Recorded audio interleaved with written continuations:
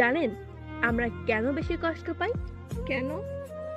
কারণ আমরা যেখান থেকে একবার আঘাত পাই সেখানে আমরা আবার বারবার ফিরে যাই।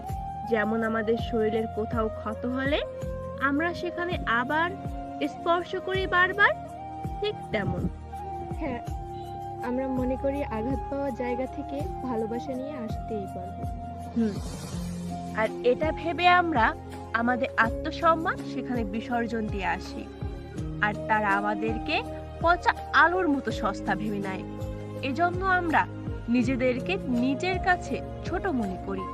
কিন্তু ওখান থেকে যদি আমরা সঠিক সময়ে কষ্ট হলেও ফিরে আসি, তবে একদিন তারা আমাদের সাথে কথা বলার জন্য, নিজের ব্যবহারের জন্য অনুতপ্ত হয়ে আমাদের পেছনে পেছনে ঘুরতে বাধ্য।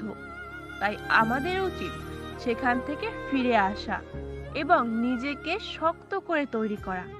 যে জন্য আঘাত দিয়েছে কেউ, সেটা করে দেখানো। মানুষকে আঘাতের জন্য আঘাত করতে নেই কখনো, কারণ আঘাতের ব্যথা কমে যায়। কিন্তু নিজেকে পারফেক্টলি তৈরি করে ওই মানুষটাকেও অনুতপ্ত হওয়ার সুযোগ দিতে হয়।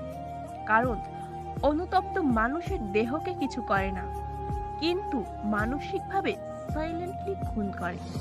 কলমে আছি আমি আফসানা পুতুল এবং কণ্ঠে আছি আফসানা পুতুল এবং আনিলা সঞ্জু।